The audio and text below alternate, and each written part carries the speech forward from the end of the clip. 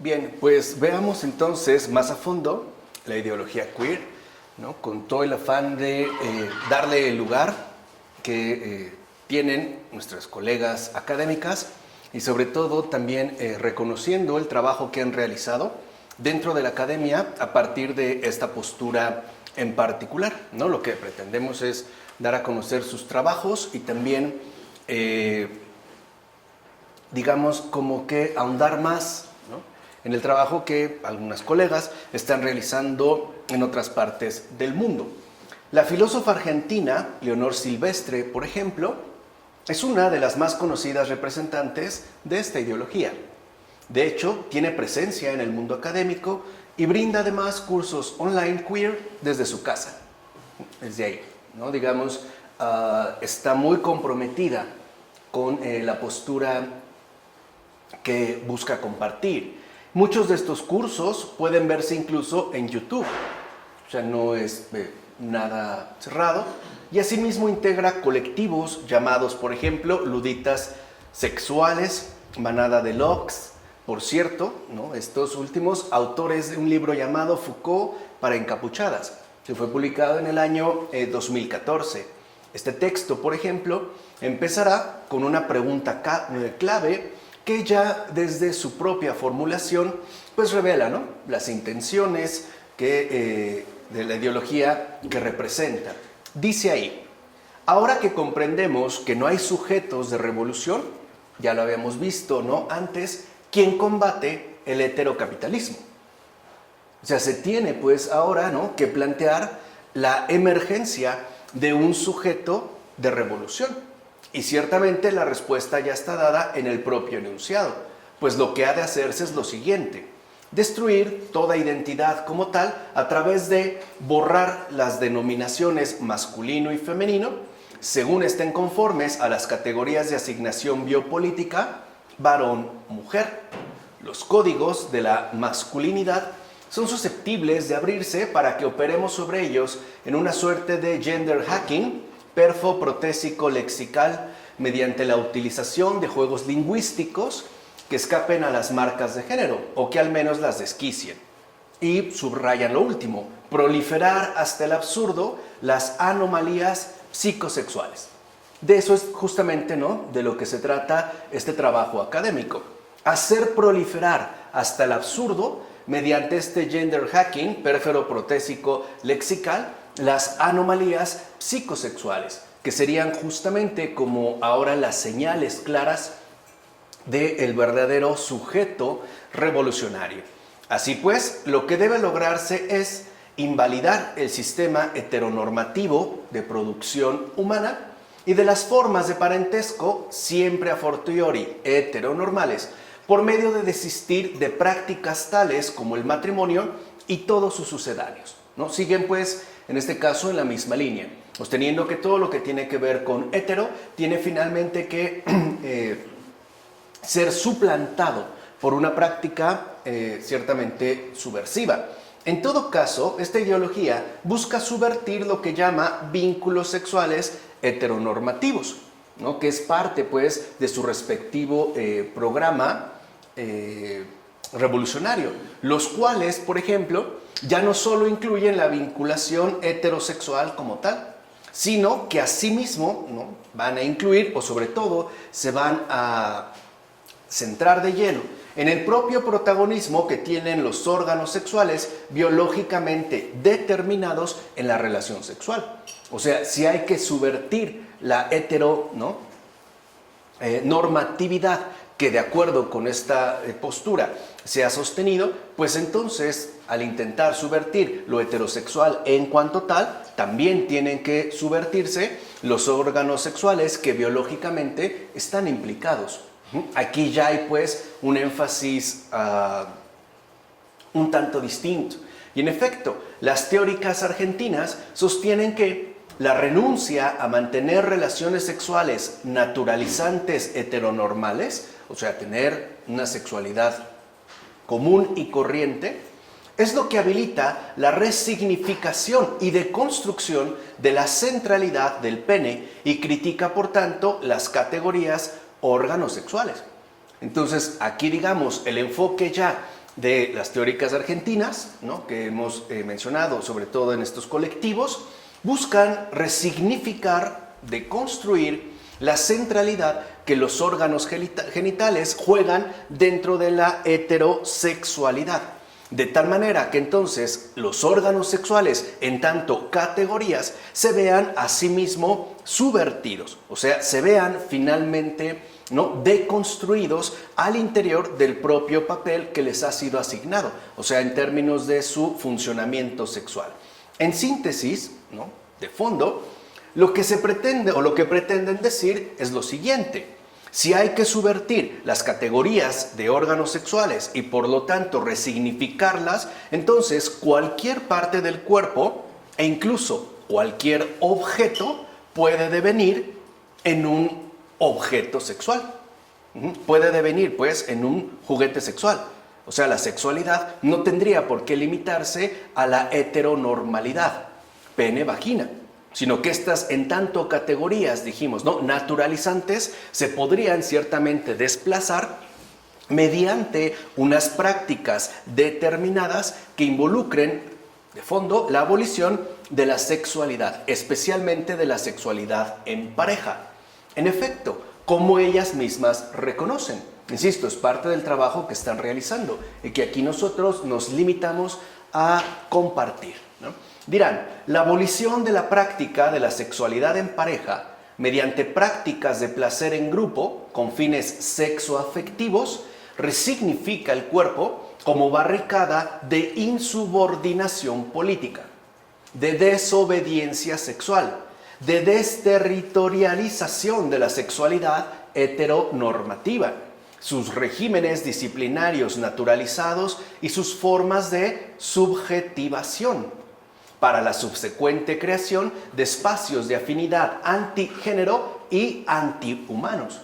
Entiéndase por ello antinaturales. Y terminan diciendo, destruir hasta los cimientos la heterosexualidad como régimen político. Ese es nuestro destino. De tal manera que ahora el enfoque se dirige finalmente, ¿no?, hacia el propio cuerpo, en tanto referente ineludible de la heterosexualidad, ¿no?, de la sexualidad. Si tradujéramos o intentáramos dar una traducción de lo que han afirmado, podríamos afirmar lo siguiente: renunciar a las relaciones heterosexuales como tal es lo que evitará la naturalización de este vínculo y por ende su reiteración humanamente social. O sea que aquí, digamos, el programa que se despliega en términos subversivos tiene, por decirlo así, dos dimensiones. Por uno, romper ya con la naturalización dada a las relaciones heterosexuales. O sea, las relaciones sexuales ya no solo entre hombre y mujer, sino en base al uso de determinados o los, ¿no?, órganos sexuales en especial, es algo que se ha naturalizado, no es natural. Es algo que simple y sencillamente, ¿no?, se ha venido asumido en términos de heteronormatividad. De tal forma que entonces, al romper con este vínculo de naturalización, también se va a evitar que se siga perpetuando, reiterando en términos ya sociales. Habría pues, ¿no?, que subvertir incluso la función que le es asignada a la genitalidad en general, de tal manera que esta insubordinación corporal se vea traducida en términos de insubordinación política, ¿no? Esa sería parte pues de la desnaturalización. Pero no solo la relación heterosexual debe ser sometida a este destino, sino que también el propio uso de los órganos sexuales debe ser llevado a tal extremo que asimismo queden desnaturalizados como tales. Esto es justamente, digámoslo así, la aportación más importante que han hecho nuestras colegas académicas, ¿no? Promover la desnaturalización de los órganos sexuales como tales, llevándolas, ¿no?, a un extremo ya de insubordinación, incluso, digamos, de un acto políticamente opuesto. De hecho, el odio que emana de este libro es llamativo, ya que no es un odio precisamente, ¿no?, a los heterosexuales, sino al hombre y a la humanidad en general. De ahí pues que la dosis de violencia que se incorporan en sus páginas sean, por así decirlo, de alta tensión. Es parte también, ¿no?, de la postura que están asumiendo. Por ejemplo, dirán ahí, sin nombre, sin prestigios, sin pasaportes, sin familias, experimentamos el sabor de la molotov, de la nafta, el humo de la goma quemada cortando el puente y abriendo el camino como quien experimenta un maracuyá, un mango o un fisting.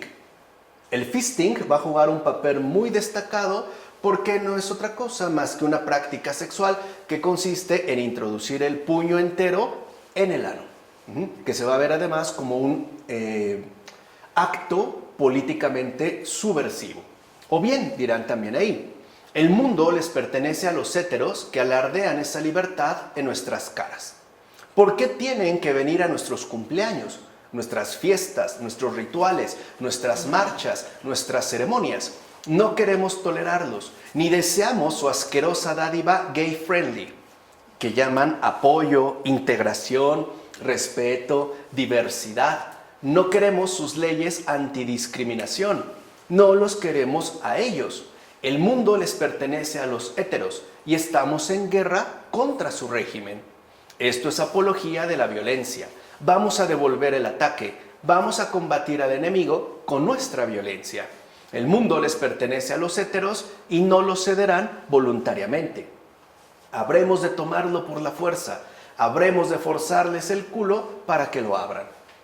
Ahí está pues ya también parte, ¿no?, de la, digamos, del modus operandi, ¿no?, que en términos programáticos mantienen. Otro ejemplo. Un ejército de puños no puede ser derrotado. Métete en el culo todo lo que te quepa. Y para afuera, en sus caras de heterosexuales consternados, mierda y pedos, lluvias doradas de squirt. Una carcajada negra que suena diabólica y alegre brota de nuestras tripas promiscuas. No nos identificamos con ustedes, heterosexuales, no nos gustan, los despreciamos. Ustedes son el despreciable desperdicio del capitalismo que impulsan. Con mucha alegría afirmamos. No tendremos hijos, adoramos la soledad, celebramos, acompañamos e insistimos en la destrucción de toda relación de pareja, monogamia, uniones sentimentales, heterocompromisos, enamoramientos, amor romántico o relaciones agazapadas bajo la mierda de amor libre. Todas establecen territorios y jerarquías de opresión. Entonces, acabar con la heterosexualidad es acabar de manera fulminante con la opresión. De tal manera que nos podemos dar cuenta que este tipo de ideas sobre cómo deconstruir la sexualidad pueden de hecho también encontrarse en esta teórica española Beatriz Preciado, quien es también una académica, ¿no?, profesora de la cátedra Historia Política del Cuerpo y Teoría del Género en la Universidad de París 8. O sea, tiene un puesto académicamente importante, ¿no? Y en general, lo que hace la doctora Preciado es invitar a practicar la contrasexualidad, asumida ya como un gesto netamente subversivo. La contrasexualidad afirma que el deseo, la excitación sexual y el orgasmo no son sino los productos retrospectivos de cierta tecnología sexual que identifica los órganos reproductivos como órganos sexuales. Esto en detrimento de una sexualización de la totalidad corporal. O sea que lo que está manteniendo en un primer momento Beatriz Preciado es que la identificación de los órganos reproductivos como órganos netamente sexuales sería una limitación de la sexualidad de la totalidad del cuerpo en cuanto tal.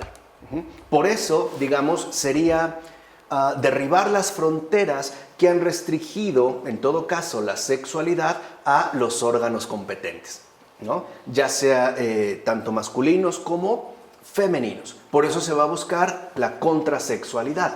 De fondo, las propuestas teóricas de Beatriz Preciado buscan negar la realidad biológica de nuestros cuerpos para poder inventar anormalidades que a final de cuentas subviertan las funciones sexuales del pene y la vagina. porque entre estos dos es que estaría establecida justamente la opresión o la opresividad de la propia heterosexualidad, ¿no? De tal forma que subvertir la heterosexualidad a través de subvertir las funciones sexuales tanto del pene como de la vagina nos llevará entonces a la reinvención de una, o mejor dicho, a la elaboración de una contrasexualidad que se manifieste como algo netamente subvertivo, en palabras de la propia Beatriz Preciado.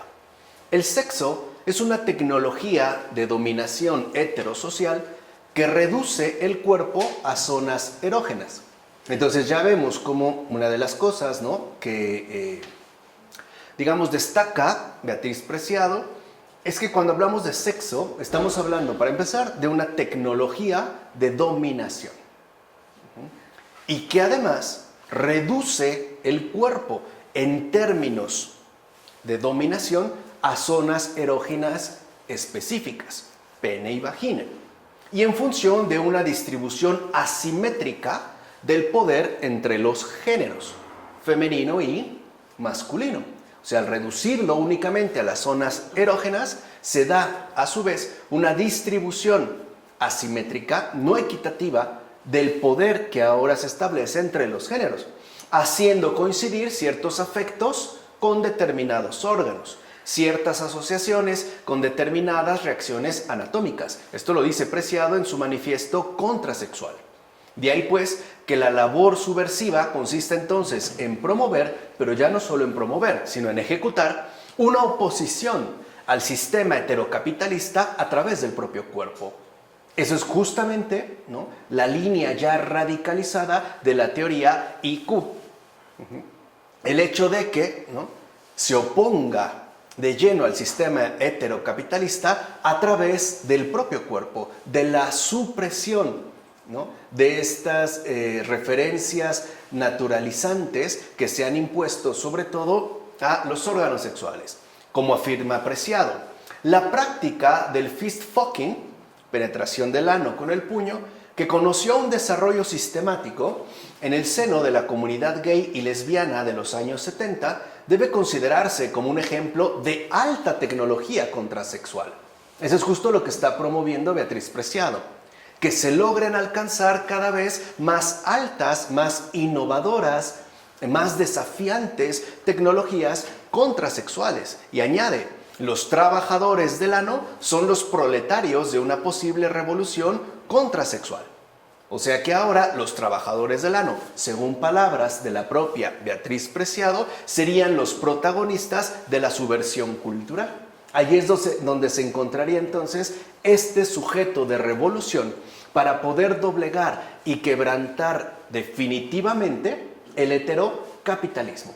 Por eso vemos que no es casual que hable de trabajadores, como si ahora se tratara, ¿no?, de proletarios en el discurso marxista tradicional. Ahora serán, pues, los que realicen cada vez más altas tecnologías contrasexuales los que sean los verdaderos protagonistas, sujetos de la revolución, de la subversión cultural que ha venido ya, ¿no?, promoviendo desde hace tiempo, como lo hemos visto aquí, la llamada ideología de género.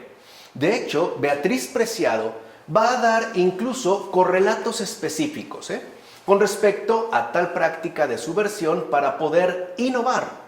Ahí es donde estaría su gran aportación, en la insistencia en innovar las actuaciones contrasexuales. Y estas actuaciones, por cierto, estas innovaciones contrasexuales son presentadas en un manual bajo la denominación de prácticas dildotectónicas, ya que se implementarían, ¿no?, o requerirían el uso de un dildo autosatisfactor para así sexualizar también otras partes del cuerpo.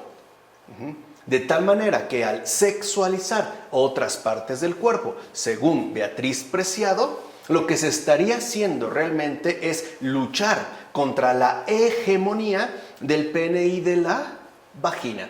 Por eso hay, ¿no?, que innovar las actuaciones contrasexuales, o sea, no limitarlas al poder, digamos, más bien al papel asignado por la heteronormatividad en estos términos binarios, ¿no? Habrá pues que explotar otras también, ¿no?, áreas del cuerpo, de tal manera que todo el cuerpo ahora se manifieste como una posición clara ante el dominio heterosexual. Bueno, una de estas prácticas, por ejemplo, consiste en atar un dildo, ya dijimos, ¿no?, un autosatisfactor a un zapato con tacón de aguja para ir introduciéndolo en el ano.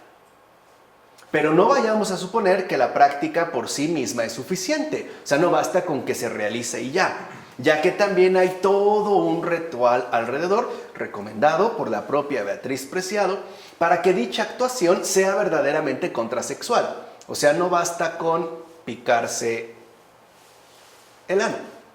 Hay que hacerlo de una manera particular para que entonces sea considerada una verdadera actuación contrasexual. Nos va a dar los detalles Beatriz Preciado, ¿no? Nos va a asesorar. O sea, contamos pues con una asesoría particular. Dirá Preciado: desnúdese, prepare una lavativa anal, túmbese a lo largo y repose desnudo durante 2 minutos después de esta lavativa. Levántese y repita en voz alta: dedico el placer de mi ano a todas las personas portadoras de VIH. Aquellos que ya sean portadores del virus podrán entonces dedicar el placer de sus anos a sus propios anos y a la abertura de los anos de sus seres queridos. Póngase un par de zapatos con tacón de aguja y ate 2 dildos con cordones a los tobillos y a los zapatos. Prepare su ano para la penetración con un lubricante a los zapatos. Túmbese en un sillón e intente darse por el culo con cada dildo. Utilice su mano para que el dildo penetre su ano. Cada vez que el dildo salga de su ano, grite su contranombre victoriosamente. Por ejemplo, Julia, Julia. Después de 7 minutos de autodildaje, no menos, por favor. Aquí sí hay que seguir las instrucciones, ¿no?, de manera precisa. Después de 7 minutos, insisto, de autodildaje, emita un grito estridente para simular un orgasmo violento. La simulación del orgasmo se mantendrá durante 10 segundos. A continuación, la respiración será más lenta y profunda. Las piernas y el ano quedarán totalmente relajados. Agradecemos la claridad de las instrucciones. Pues bien, los presupuestos teóricos de tales actuaciones ya estaban dados en el pensamiento de Judith Butler, que habíamos justamente expuesto la ocasión anterior. En efecto, fue Butler quien dijo que el hecho de que el pene, la vagina, los senos y otros elementos del cuerpo sean llamados partes sexuales es tanto una restricción del cuerpo erógeno a esas partes como una división del cuerpo como totalidad. O sea que la heterosexualidad, de acuerdo con Judith Butler, en primer lugar, dividiría el cuerpo, puesto que esta es una totalidad. Y por ende, lo restringiría, ¿no?, digamos, infundadamente a ciertas partes que de hecho no tendrían por qué gozar de tales privilegios. O sea, es una restricción y una división. Así pues, si lo que hay es restricción, pues entonces habrá que promover una irrestricción sexual total en términos de subversión.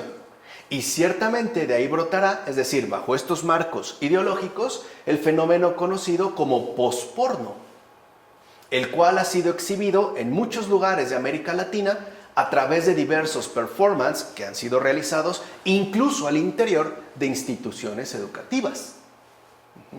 Este tipo de actuación posporno, por ejemplo, es la que ejecutó un grupo de militantes feministas argentinas reunidas en la Facultad de Ciencias Sociales de la Universidad de Buenos Aires en julio del año 2015. En esa ocasión, dichas feministas realizaron rituales sadomasoquistas en los pasillos de dicha facultad. Y por supuesto, otros rituales que asimismo fueran recomendados por Beatriz Preciado, en tanto, dijimos, actuaciones contrasexuales. Curiosamente, lo llamativo es que la izquierda más ortodoxa y retrógrada de la facultad desaprobó la actuación. porque dejaron excremento y orina humanos en los espacios públicos de la facultad. Y esto se debió a que se incluyeron prácticas también coprofílicas durante el show. Era parte de estas, digamos, manifestaciones contrasexuales. Ahora bien, ¿en qué consiste exactamente una actuación post-porno? No se puede decir con toda claridad, ya que el objetivo de la misma consiste precisamente en la indefinición. Recuerden que anteriormente hablamos de una irrestricción. Así pues, ¿no? Al desdibujar los criterios que nos pueden dar una ubicación más o menos definida y precisa, pues ahora se va a hablar en términos de indefinición. O sea, que en tanto contrasexual, el posporno es de igual manera algo anti-identitario. No podríamos decir a ciencia cierta de qué se trata. Por eso es que resulta imposible caracterizarlo de una forma clara y definida. No obstante, lo que sí, ¿no?, se puede afirmar es lo siguiente. El posporno se ha dedicado a ofrecer actuaciones sexuales, o sea, actos contrasexuales en vivo y en directo para que se puedan ejemplificar las teorías queer. Incluso puede decirse que el fist fucking es de lo más moderado que uno puede llegar a ver en estos shows. Sería, digamos, lo más light para principiantes. De hecho, lo que suele ser más exitoso, ¿no?, durante estas actuaciones sexuales es el involucramiento de excremento y orina en las relaciones sexuales.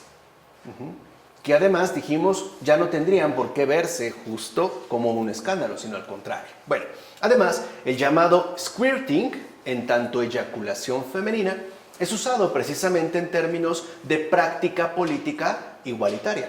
O sea que se fomenta mucho el squirting para que se vea o quede claro que la eyaculación ya no es algo exclusivo del hombre. Ahora bien, el público que asiste a estos espectáculos, supongo que aquí habrá varios, ¿no?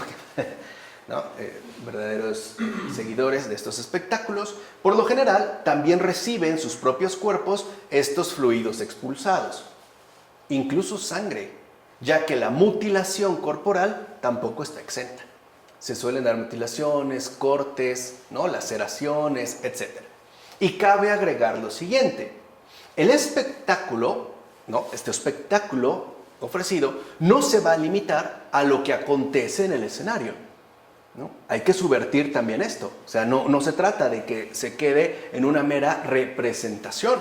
En efecto, mientras esta actuación se desarrolla, todos los sentidos van a ser atacados al mismo tiempo. O sea, no solo se trata de nuestra atención visual, sino que se logre subvertir, ¿no?, todo nuestro equipamiento sensorial. Por ejemplo, ya sea por medio de una pantalla gigante que suele reproducir videos de mutilaciones humanas y abortos, o una lectora que mientras está la actuación recita poesía posmoderna e incluso con piezas musicales atonales, o sea, sin ritmo, armonía o melodía. También deben de entrar dentro de la indefinición. Y estos recursos serán usados en tanto efectos revolucionarios, o sea, en tanto instrumentos subversivos de gran impacto. Así pues, el grupo que integra la argentina Leonor Silvestri ha redefinido el posporno como pornoterrorismo, ya que, siguiendo a Diana Torres, el objetivo es aterrorizar a la gente a través del sexo. Por eso es que vemos que el pornoterrorismo asume el arma del antiarte. Por eso aquí empezamos a ver cómo se van dando estas subversiones en todos los campos. O sea, aquí se acabó lo bonito. Y tampoco podemos hablar de que lo que estamos viendo, escuchando, sintiendo e incluso recibiendo, ¿no?, tibio o medio tibio, ya frío, qué sé yo, sería algo asqueroso. No habría cabida para esa definición. Tendría que quedar todo netamente, ¿no?, indefinido. En efecto, como antiarte, como arma de acción directa, como ritual mágico de encantamiento, como exorcismo público, como máquina de guerra contra el aparato de captura de la norma social hetero, como potencia visual contra semiosis, El porno-terrorismo es un modo de, un cómo, construir un nuevo uso de los placeres y reprogramar nuestros deseos. Un cómo destruir también los celos y la propiedad privada. El porno-terrorismo es una forma de insurgencia, divergencia, contrahegemonía, subversión, una insurrección sexual y una objeción de género, tal y como lo han manifestado la manada de Lobsk. Muy posiblemente, el arquetipo humano más fiel, ¿no?, podríamos identificar quizá como el más fiel, ¿no?, adepto a estas prácticas contrasexuales, o sea, el posporno y el porno-terrorismo, sea Armin Meiwes, que es mejor conocido como el caníbal de Rotenburg, ¿no? Se puede investigar su historia. En efecto, Armin Meiwes buscaba personas por internet de su mismo sexo que estuvieran dispuestas a dejarse comer sus genitales. Esa era, digamos, la oferta, ¿no?, la propuesta. Y el final de Meiwes es conocido. Meiwes encuentra en Alemania a alguien que finalmente accede a dejarse extirpar el pene para que puedas freírlo y posteriormente se lo puedan comer los dos. Es pues una historia de deseo contrasexual. Ya no el pene sería para penetrar, sino para cocinarse. Ahí se vería este deseo contrasexual. De hecho, el sujeto que fue mutilado murió desangrado a los pocos minutos en una bañera. Y pues Meiwes fue detenido. Lo anterior demuestra lo siguiente. Incluso nuestras prácticas culturales tienen límites infranqueables respecto a nuestras condiciones reales, o sea, naturales. Por decirlo brevemente, la realidad puede ser quizá negada, pero los efectos naturales de la realidad no se pueden evitar. Podremos negar la naturaleza, pero no podemos evitar los efectos naturales que de ahí se producen. Por ejemplo, que alguien al ser mutilado puede incluso acabar desangrado, o herido, o lastimado. Pues bien, entonces lo que sí ya se puede afirmar con toda claridad es que, ¿no?, esta ideología Q se basa y genera, ¿no?, un cóctel explosivo de odio y violencia que será por más desenfrenado. Y este es justo el motor de la interminable lucha contra la naturaleza que los movimientos, ¿no?, adeptos a esta línea asumen y promueven. En efecto, muchas teóricas han llamado a practicar de forma abierta la violencia y el odio. Ya dijimos, es como un contra, ¿no?, un anti-heteronormatividad. Aunque también es cierto que algunos teóricos afines al movimiento han hecho lo propio. Por ejemplo, el comunista norteamericano Peter Gilderlus, quien por cierto fue arrestado en su país por promover y participar activamente en actos de violencia política. Gilderlus ha incluso publicado un libro titulado Cómo la no violencia protege al Estado, del año 2007. O sea que la no violencia sería a su vez un factor determinante para la permanencia del Estado. En este libro, Cómo la no violencia protege al Estado, él propone a las feministas que lleven a cabo acciones particulares. Y si lo ven, ¿no?, son muy generosos en darnos indicaciones gráficas y claras de lo que hay que hacer. Por ejemplo, matar a un policía, prenderle fuego a la oficina de una revista que conscientemente publicita un estándar de belleza que conduce a la anorexia y a la bulimia, o secuestrar al presidente de una empresa que trafica con mujeres. En síntesis, se trata de hacer desaparecer a los más notables y probablemente incorregibles ejemplos del patriarcado. Habrá pues que atentar contra ellos, en palabras de Gilderlus. Atacar a los más notables y probablemente incorregibles ejemplos del patriarcado es una manera de educar a la gente en la necesidad de una alternativa. Entonces, esta alternativa no puede consistir en la no violencia. La subversión tiene que asumir incluso ya actos clara y manifiestamente violentos. Y asimismo, existen libros y publicaciones, ¿no?, de esta línea, donde se relatan experiencias violentas reales en términos de triunfos políticos contra la heteronormatividad y el capitalismo. Uno de tales libros, que la autoría es colectiva, es por ejemplo el que lleva por título Espacios peligrosos, resistencia violenta, autodefensa y lucha insurreccionalista en contra del género, del año 2013.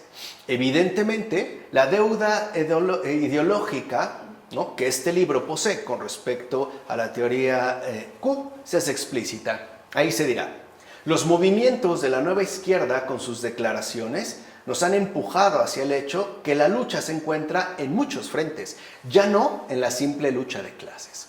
Así pues, la lucha es total, ya no se limitaría a los dictados, ¿no?, iniciales del marxismo tradicional.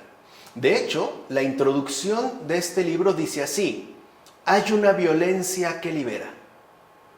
Es el asesinato del homófobo, es el incendio y la liberación de visiones, es romper ventanas para expropiar comida, es el madero, así le dicen al policía, ¿no? Madero se refiere al policía. Es el madero quemado y disturbios detrás de las barricadas, es rechazar el trabajo, ocupar amistades criminales y el rechazo completo de compromisos de cualquier tipo. Es el caos que no puede ser parado.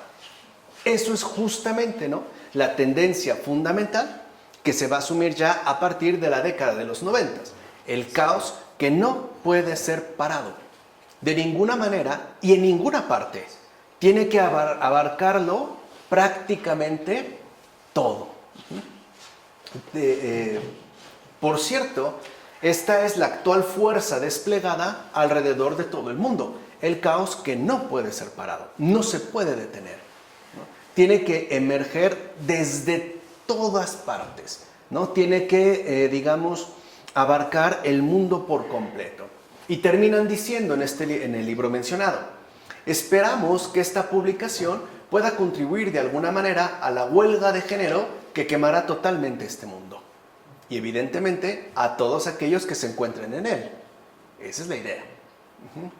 Pues bien, esta reciente publicación aporta testimonios de queers que bien vale la pena mencionar para poder dimensionar, ¿no?, la situación actual a la que nos ha conducido tanto el feminismo, ya dijimos, a partir de su posicionamiento radical con Simone de Beauvoir, a la ideología de género.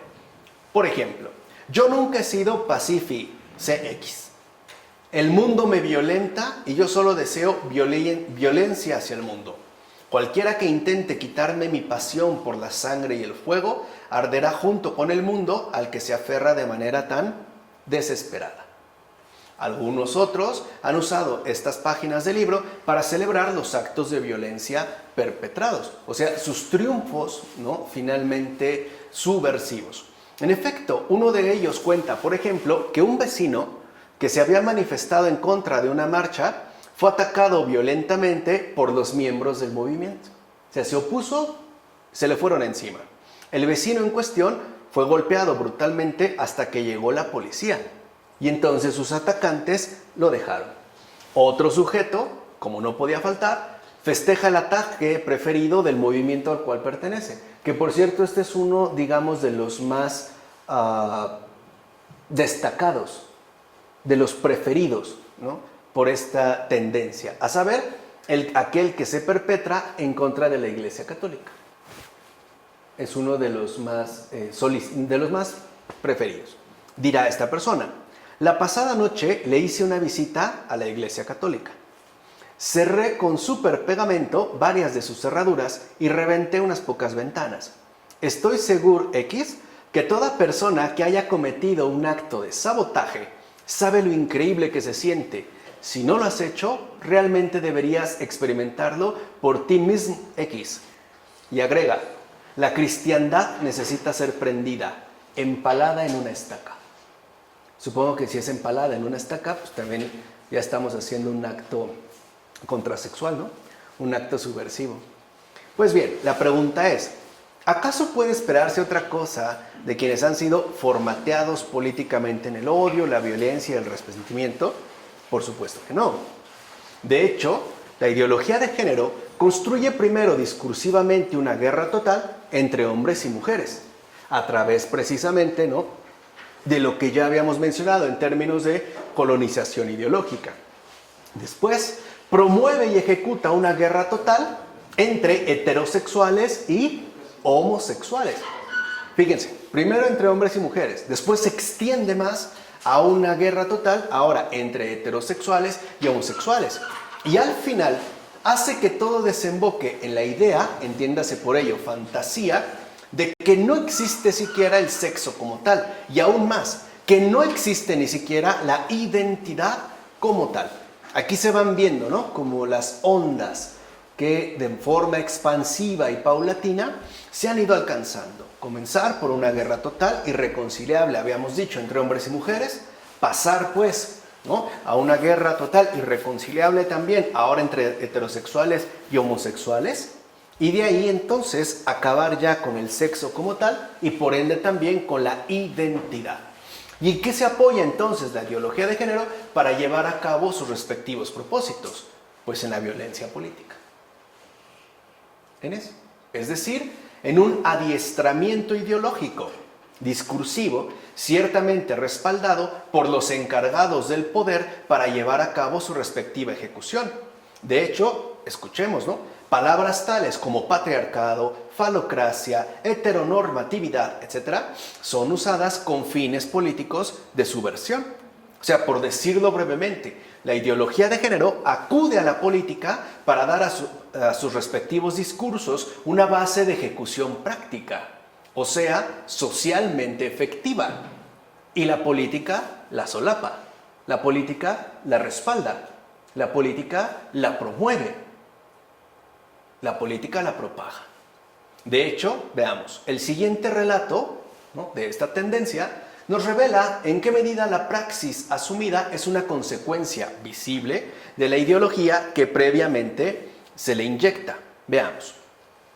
El jueves por la noche, siguiendo un discurso radical, queer, motivador acerca de hacer disturbios, un bloque negro apareció como cuarto asalto de un día de lucha en las calles. Este bloque, particularmente feroz, se movió a través de Pittsburgh, destrozando innumerables cristales, volcando contenedores y prendiéndoles fuego. Un colega hizo una observación. ¿Dónde está lo queer en todo esto? La gente solo vestía de negro y quemaba cosas en la calle, así que le contestamos.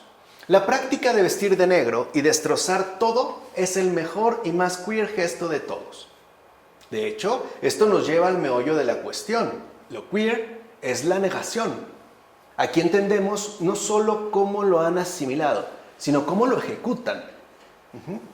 En efecto, al encontrarse nuestros desviados cuerpos, nos convertimos en una turba, convirtiendo nuestras fronteras corporales en un gran problema.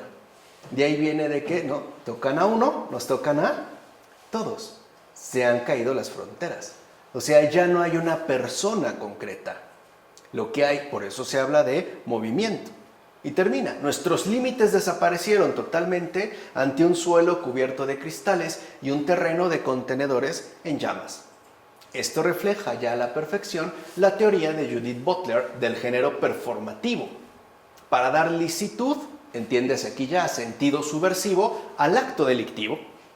Ya que si la idea de que el género es siempre algo performativo, entonces todo lo que se ha realizado en estos términos va a ser considerado aceptable, o sea, subversivo.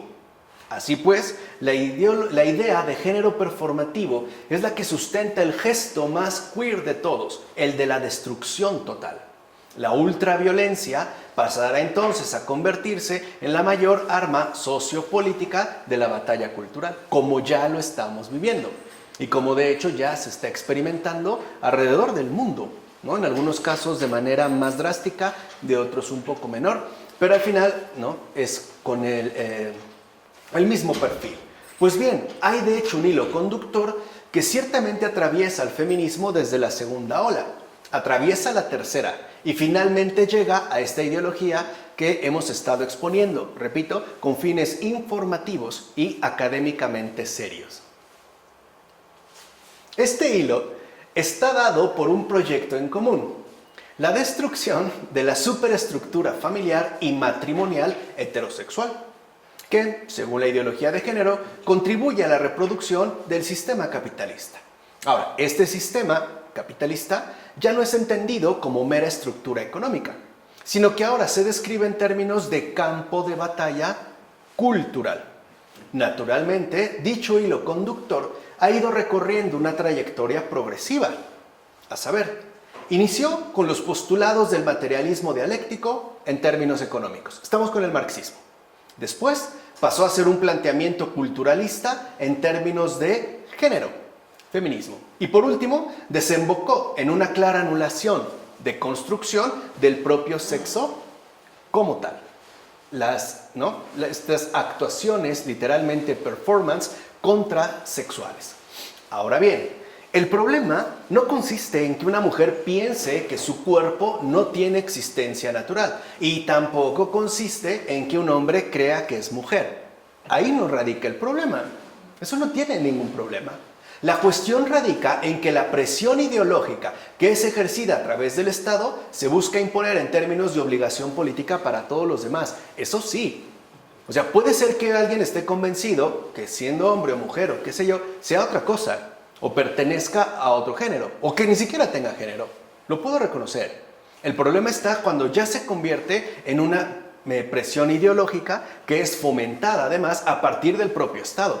Por ejemplo, una cosa es que alguien tuviese esta convicción personal, puede ser, ¿no?, comprensible, y otra cosa es que te estén obligando políticamente, ¿no?, a tomar, digamos, por lo menos una cierta distancia con respecto a las prescripciones que se van imponiendo poco a poco. O sea, no puede ser la ideología de género una obligación política. Eso es a lo que voy.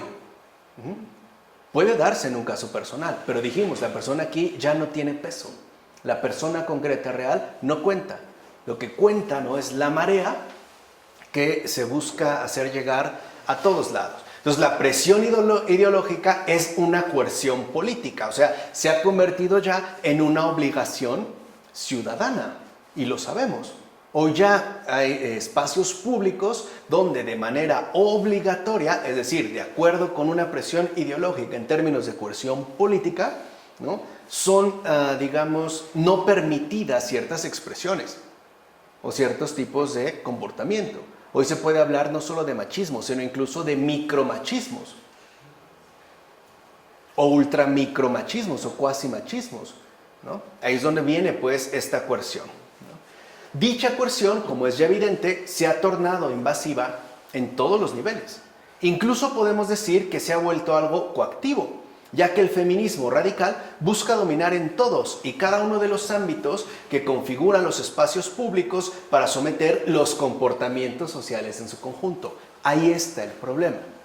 Someter los comportamientos sociales en su conjunto, que de hecho lo estamos viendo también en esta pandemia.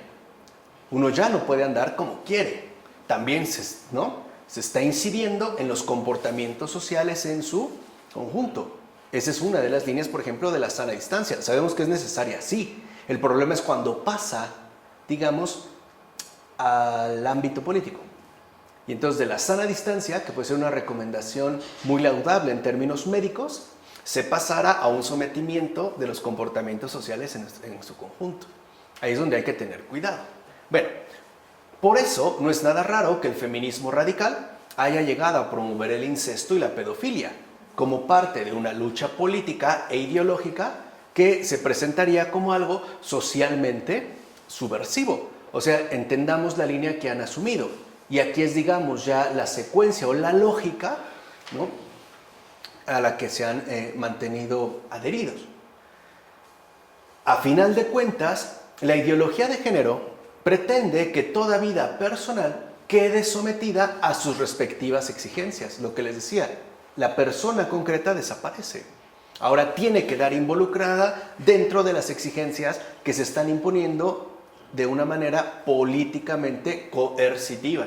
Y ahí es precisamente, ¿no?, donde ha contado con el ámbito político justo para poder respaldar y exigir sus programáticas ejecuciones. O sea, ideología y política aquí han formado una mancuerna verdaderamente férrea. De hecho, todo aquel que no se someta a estos dictados ideológicamente impuestos será señalado. repudiado y hasta sancionado políticamente. Y lo sabemos. O sea, si alguien, por ejemplo, se opone a lo políticamente establecido, ¿no? A la línea que sea, contamos aquí con muchos ejemplos, que ya creo que tenemos bastantes, ¿no? Aquí, pues entonces será señalado como de retrógrada, ¿no? De alguien no aceptable, alguien no bienvenido, ¿no? Será como una molestia, además será repudiado, será atacado e incluso será sancionado políticamente. Y habrá que decirlo también, bajo este dictado, ¿no? Bajo este dictatum de violencia, pues entonces también podrá ser agredido, ya no solo sancionado, agredido en carne, agredido en su propia corporalidad, herido pues también físicamente, o amenazado, o incluso quizá también asesinado, por parte de esta tendencia ya radicalizada que se ha venido gestando. Pero bueno, dejémosla hasta aquí.